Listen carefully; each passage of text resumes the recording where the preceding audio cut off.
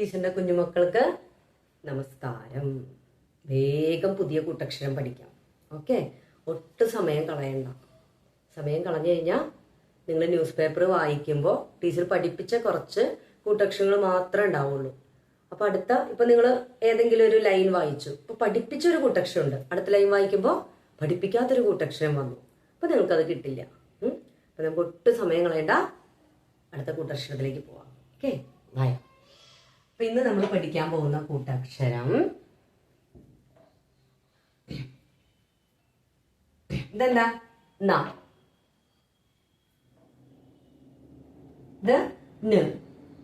ഇതെന്താ? മ. ഇപ്പൊ കൂട്ടി വായിക്കുമ്പോ മ. എന്താണ്? മ. ഓക്കെ, ഇനി ഇതെങ്ങനെയാ കൂട്ടിച്ചേർത്ത് എഴുതി നോക്കാം. കണ്ട? ഇൻമ. എന്താണ്? ഇൻമ. അപ്പൊ നായും മായും അല്ലെ? ഇങ്ങനെ എഴുതുമ്പോ നമ്മൾ എന്ത് ചെയ്യുന്നു? ഇത് ചന്ദ്രക്കല എഴുതുന്നു അല്ലെ? ഇതുപോലെ എഴുതുമ്പോ ചന്ദ്രക്കലയുടെ ആവശ്യം ഇല്ല. നായുടെ പകുതിയും മായും ചേർത്ത് എഴുതുമ്പോൾ ഇൻമ. എളുപ്പമല്ലേ? എങ്ങനെ എഴുതുന്നെന്നുള്ളത് മനസ്സിലാവുന്നില്ലേ? ഓക്കെ, അപ്പൊ നോക്കിയേ, നായുടെ പകുതി നമ്മൾ എന്ത് ചെയ്തു?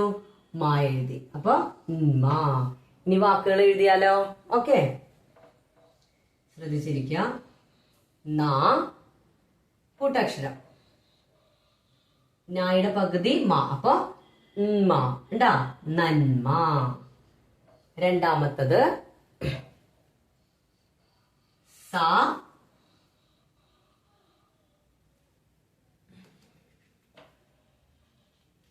സ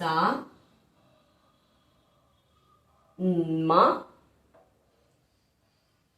ന സ്. ഉണ്ടാ? സന്മനസ്. എന്താണ്? സന്മനസ്. സന്മനസ്. ഉണ്ടാ? എന്താണ് സന്മനസ്? നല്ല മനസ്സ്. ഇത് നന്മ, നല്ലത്. ഇത് സന്മനസ്. ഇതൊരു കൂട്ടക്ഷരമാണ്, പിന്നീട് പഠിപ്പിക്കാട്ടോ. ഇപ്പൊ അതേക്കുറിച്ച് ഓർത്ത് ടെൻഷൻ അടിക്കണ്ട. ഇപ്പൊ ടീച്ചർ എഴുതിയത് പോലെ നിങ്ങൾ എഴുതിയാൽ മതി. സ ഒരു തവണയല്ല, 2 തവണ വരുന്നു. സ. മനസ്സിലായോ? സ മ ന സ്. സന്മനസ്. ഓക്കെ, അടുത്തത് ഉ. ഉന്മ എഴുതാം. ഉന്മ. ഇവിടെ വരുമ്പോ ഉന്മേ. എന്താ? നായും മായും ഉന്മ ഏ. അപ്പൊ ഉന്മേ. ഉന്മേ. ഇതെന്താണ്? ഷ അം. അപ്പൊ എന്ത് വരും? ഷം. ഉന്മേഷം. എന്താണ് ഉന്മേഷം? നമുക്കൊരു എനർജി അല്ലെ? ഉന്മേഷം അല്ലെ? നമ്മളൊരു ചായ കുടിച്ചു കഴിയുമ്പോൾ നമുക്ക് എന്ത് വരും? ഉന്മേഷം അല്ലെ? നമ്മൾ ഓടി ഓടി ഓടി ഓടി ആകെ തളർന്നു വരുമ്പോ നമുക്ക് കുറച്ച് വെള്ളം കുടിച്ചു കഴിയുമ്പോൾ നമുക്ക് എന്ത് വരും? ഉന്മേഷം അല്ലെ? 2 നേരം ഭക്ഷണം കഴിക്കാണ്ടിരുന്ന് അടുത്ത നേരം ഭക്ഷണം കഴിക്കുമ്പോൾ നമുക്ക് എന്ത് വരും? ഉന്മേഷം അല്ലെ? ഇല്ലെങ്കിൽ നമ്മളോട് പഠിക്കാൻ പറയുമ്പോ ഉന്മേഷം ഉണ്ടോ ടീച്ചറിന്റെ കുട്ടികൾക്ക്? അല്ലെ? പഠിക്കാൻ പറയുന്നതിനേക്കാളും നാളെ ഒരു ടൂറ് പോകുന്നുണ്ടെന്ന് പറഞ്ഞ എന്താവും? ഒരു ഉന്മേഷം വരും അല്ലെ? അങ്ങനെ പാടില്ല, അത് അടി കിട്ടും. പഠിക്കാനും കളിക്കാനും പ്രാർത്ഥിക്കാനും ടൂറ് പോകാനും ഒക്കെ ഉന്മേഷം വേണം. ഓക്കെ, 4 ടൂറ് പോകുമ്പോ ഒരു കൂടുതൽ ഉന്മേഷം ഉണ്ടാവും അല്ലെ? ഓക്കെ, അപ്പൊ ഇതെന്താണ്? ഉന്മേഷം, നല്ല എനർജി. അടുത്തത് 4ാമത്തെ വാക്ക് സ മ മാ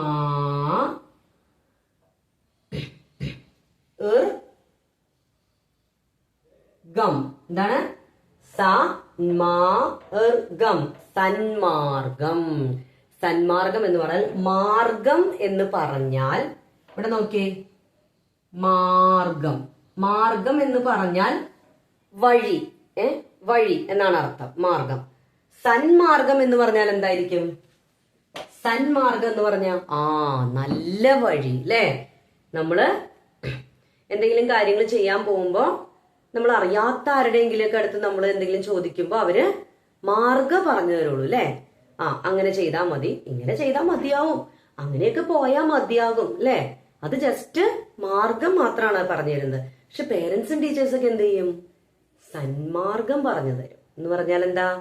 നല്ല കൂട്ടുകാര്, അധ്യാപകര്, നിങ്ങളുടെ പേരൻസ് അല്ലെ, നമ്മൾ നന്നാകണം എന്ന് ആഗ്രഹിക്കുന്നവര്, നമ്മുടെ നന്മ ആഗ്രഹിക്കുന്നവര്, അവരൊക്കെ എന്ത് പറഞ്ഞു തരും?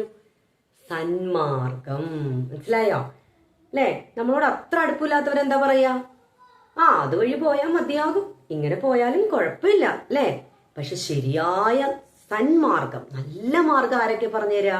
നമ്മുടെ പേരൻസ്, നമ്മുടെ ടീച്ചേഴ്സ് അല്ലെ. നമ്മള് നല്ല കുട്ടികളാകണമെന്ന് ആഗ്രഹിക്കുന്നവരൊക്കെ നമുക്ക് എന്ത് പറഞ്ഞു തരും? സന്മാർഗം പറഞ്ഞു തരും. ഓക്കെ, അടുത്തത്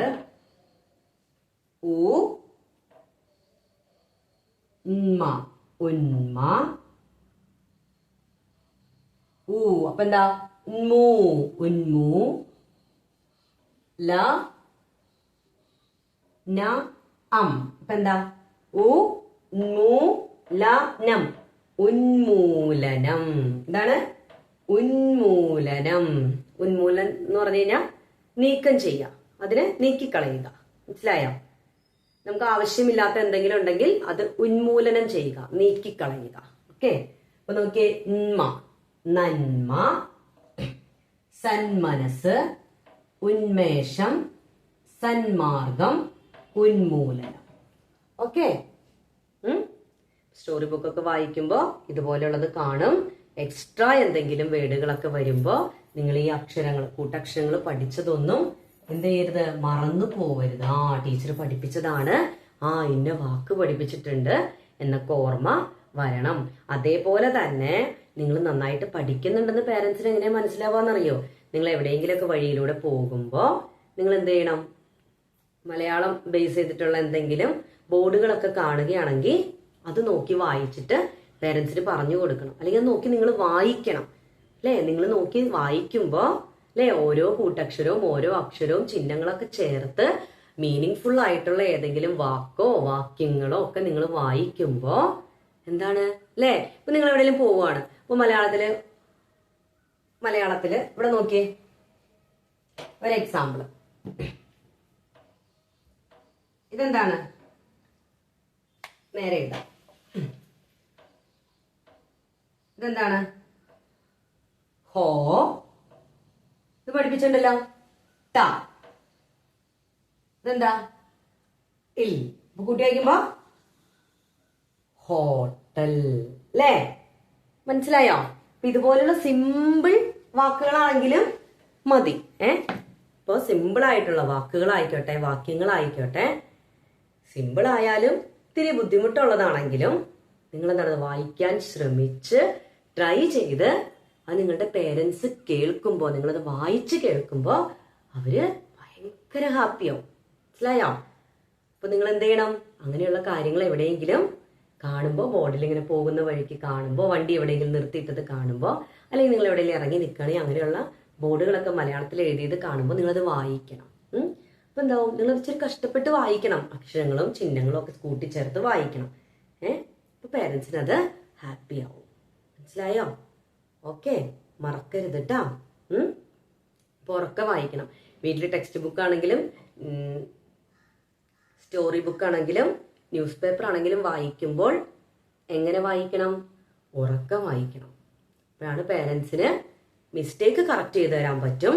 ഒപ്പം തന്നെ എൻ്റെ കുട്ടി, എൻ്റെ മോൻ, എൻ്റെ മോള് നന്നായിട്ട് വായിക്കുന്നുണ്ടെന്നല്ലേ അവർക്ക് അഭിമാനം തോന്നണം അല്ലേ.